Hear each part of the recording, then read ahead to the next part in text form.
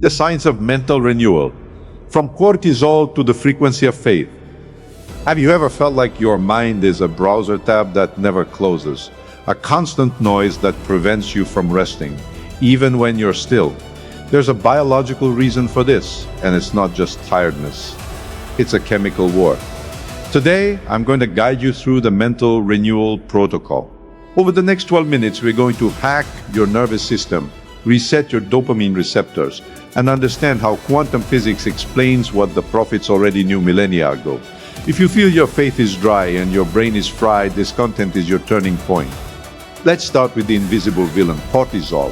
In neuroscience, we call it the stress hormone. In real life, it's what keeps you awake at 3 a.m. projecting disasters that will never happen. High cortisol hijacks your amygdala.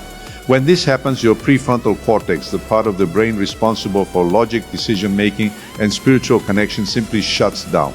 That's why when you're anxious, you can't pray. It's not a lack of spirituality, it's a biological block. Your brain has entered survival mode. It understands that God is a luxury it can't afford while an imaginary lion is hunting you. But here's the secret that biblical neuroscience reveals. There is no fear in love, but perfect love casts out fear. Do you know what love releases? Oxytocin. Oxytocin is the direct biological antidote to cortisol. When you focus on connection, not performance, you signal to your nervous system that the lion is dead. Now understand the second pillar, the dictatorship of dopamine. Why do you feel so disconnected? Because your pleasure receptors are saturated. Every notification, every 15-second short video, every search for digital validation generates a spike of cheap dopamine. The problem is that the brain seeks balance. For every peak of artificial pleasure, it creates a valley of pain and boredom to compensate. That's why, after hours on your phone, you feel empty. You are experiencing sensory hunger. Dopamine fasting is not a Silicon Valley biohacking fad. It's the biblical concept of the desert. The desert is the place where stimulation dies so that the voice of the Spirit may live. When Jesus went to the desert, he wasn't just being tested, he was undergoing profound neural regulation. He was clearing his receptors to hear the pure frequency of the Father. If you can't concentrate on a 5-minute reading, your problem isn't ADHD, it's dopamine intoxication. You need a reset. But let's raise the bar. Let's talk about quantum physics and the epigenetics of faith. For decades, we thought we were slaves to our DNA. Modern science now proves otherwise. Your thoughts are electrical signals. Your emotions are magnetic signatures. Together they create an electromagnetic field around you. When you pray with the conviction that something has already happened, what we call faith, you are collapsing the wave function. In quantum physics, the observer alters matter. When you align your mind with the frequency of heaven, you begin to alter the expression of your genes. This is the science of the soul. Romans 12:2 says, "Be transformed by the renewing of your mind." The Greek word for renewal, isanakainosis, which signifies a complete structural change. The Bible is describing targeted neuroplasticity millennia before MRI scanners existed. Think about it. Every time you repeat a fearful thought, you're strengthening a neural pathway. It's like a furrow in the earth that gets deeper and deeper. Over time, anxiety becomes your automatic response because it's the path of least resistance for your brain. To change that, you need emotional intensity. The dopamine of discovery and the oxytocin of hope are the tools we use to pave new roads. Gratitude isn't a polite sentiment. It's a biological command for the brain to start seeking evidence of victory instead of defeat. Now, I want you to understand the practicality of this. How can you apply the mental renewal protocol today? First, cutting morning cortisol. For the first 30 minutes of your day, don't touch your cell phone. The blue light and the flood of information from other people put your brain in a reactive state. Instead, seek sunlight and silence. This anchors your circadian rhythm and prepares your frontal lobe for self-mastery. Second, selective dopamine fasting. Choose a time of day for absolute silence. No music, no podcasts, just you and your consciousness.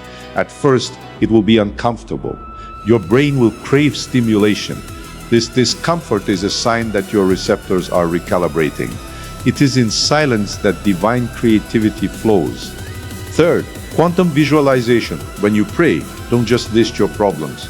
The brain doesn't know the difference between a real memory and a vivid imagination accompanied by emotion. Visualize healing, visualize the door opening, feel the joy of it now. By doing this, you are sending a chemical signal to your body that the future is already present. This is calling into existence things that are not as though they already were. Many of you are suffering from spiritual anemia because you are trying to feed a 21st century mind with caveman-age survival habits. You are not designed to live under constant pressure. You are designed for Shalom in Neuroscience. Shalom is the state of perfect homeostasis where all systems are in balance. But this balance only comes when the hierarchy is correct. The spirit governing the mind and the mind governing the body.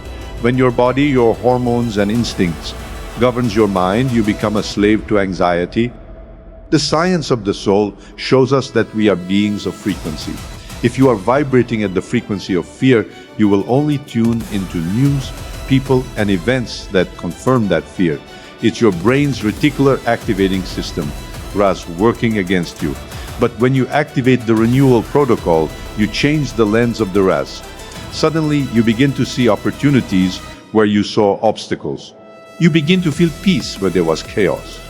This is a call to the outliers, those who are outside the norm, those who understand that spirituality without science is blind, and science without spirituality is dead.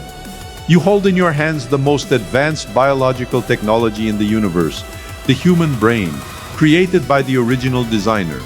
Don't let the world's algorithm dictate the chemistry of your blood. Take back control.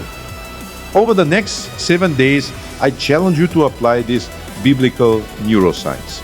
Monitor your cortisol, protect your dopamine, and raise your quantum frequency through anticipatory gratitude. Resilience is not a gift, it's a neural construct.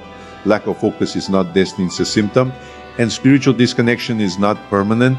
It's just noise on the line we're clearing now. Remember, what you focus on expands. If you focus on the pain becomes your world. If you focus on the promise with the rigor of science and the surrender of faith, the promise becomes your biological reality.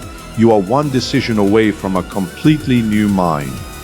Close your eyes for a moment. Feel your heartbeat. That's life flowing. That's the nervous system God gave you saying, I'm ready to change. The protocol has begun. The renewal is real, and your new self is waiting on the other side of this mental transformation. Go and master your mind, or it will master you.